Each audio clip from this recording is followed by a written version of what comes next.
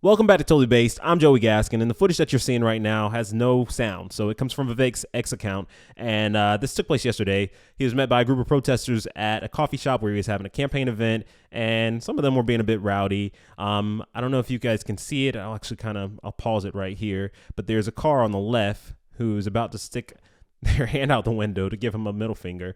This car, this Honda, it's kind of a light bluish color, ends up backing up into one of his campaign vehicles. I'll let it play here so you can see. Middle finger there, and then the car eventually begins to back up. I don't know why this video doesn't have sound, but anyway, the car backs up. I've got it on loop. You'll see it again. The car backs up and hits one of the campaign vehicles. Now, what I find to be funny is that the Grinnell Police Department put out a statement saying that this was basically just an accident. This wasn't something that was malicious at all. It wasn't intentional. And I actually will show that to you here as well. They put out this report saying on October 5th, 2023, at 1:02 p.m., Grinnell police were dispatched to the Saints Rest Coffee House, 917 Broad Street, etc., etc. Basically goes on to say that she got in her 2007 Honda Civic, blue in color, bearing Minnesota plates, and began backing out of her parking spot to proceed northbound on Broad Street. While backing up, she accidentally made contact with the Ford Expedition. Then it goes on to say that her rear passenger side bumper impacted the driver's side rear bumper of the Ford. The Ford was parked on the opposite side of the street, unoccupied at the time of the accident. The impact caused minor damage to both vehicles. A report was taken, yada, yada, yada. The police basically just go on to say that there's no there. Now, one thing I just want to kind of show you guys quickly is just the damage. I mean, see what actually took place. This is the damage that took place to the car, which really doesn't matter. Vivek has got a ton of money, but this is what happened. This is the damage that took place. But another thing that I think is important to see is the car. Here's a vehicle. I've obviously censored out their license plate, but you can just see just how big this street is. For that to be an accident, I mean, you'd really have to back up pretty hard. Not to mention, guys, it's called Broad Street. I mean, look at the street here on the maps. You can see how big it is. It's called Broad Street. Come on. It's called Broad Street for a reason. It's a big street, which means for you to back up into a car that's, 2 lanes over, it's a bit much. Anyway, regardless of that particular drama, Vivek was met by other protesters who had some other nasty things to say as well. Take a look at this. Government for Do the you last think 10 years. Ukraine should be free?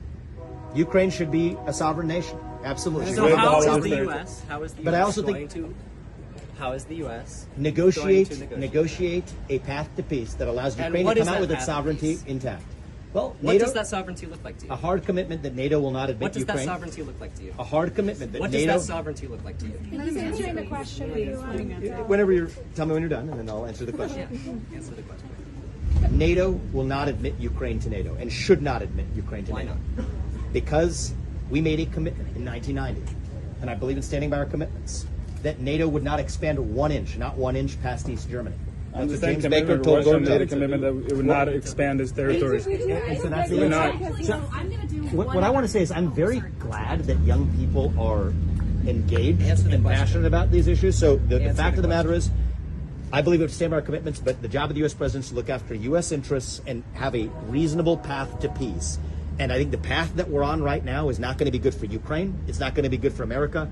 It is taking us closer to major conflict with Russia that is going to be bad for everybody involved. And the people pushing us to do it are an establishment in both parties of people who are making money off that war. That is wrong, and that will change on my watch. So what do you think? Public schools, asshole. Protect trans kids. Climate change is real. Anybody else have something to say? So make sure. What's it like being the punching bag of the RNC? Well, I think RNC is corrupt, and I think both political parties are pretty corrupt. So My anyway, mom's a that's what- public school worker and she deserves to be paid and respected. I think every person deserves to be respected, but we are failing to do right by our kids in this country. Our achievement gap versus other countries is bad, and we're all in that together. But here's what I will say. The beauty of this country is that you all have the right to express your opinions, and you're doing it peacefully. And even though I disagree with you, I'm proud of you for expressing your views, even if I disagree with you. Destroy your job and her livelihood. No, that's not correct. I do want to fix our public schools, though. And so thank her for her service for me. I really mean that. But we also have to focus on how we're going to improve achievement of our kids. And I think your mom, if she's as earnest as you're describing, I'm sure she is, cares about the same thing. We're not getting there with the existing system we have. So we're going to have to find a better way to do it. And one of the ways we're going to do it is through open debate. You guys are doing your part. I'm going to do mine. Keep it up. Thank you. I think it takes a very special person to not be triggered by that.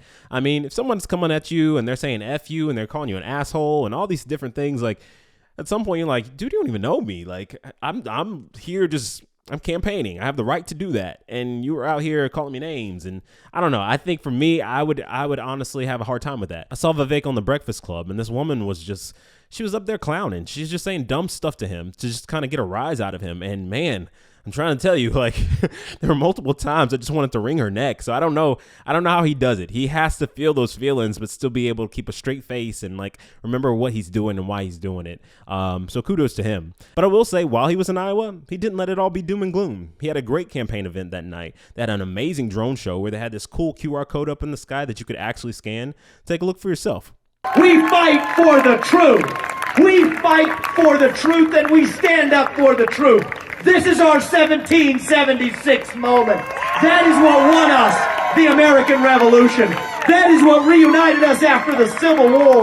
That is what won us 2 world wars and the Cold War. That is what still gives hope to the free world. And if we can revive that dream over group identity and division and grievance, then nobody in the world, not a nation, not a corporation, not a virus is going to defeat us.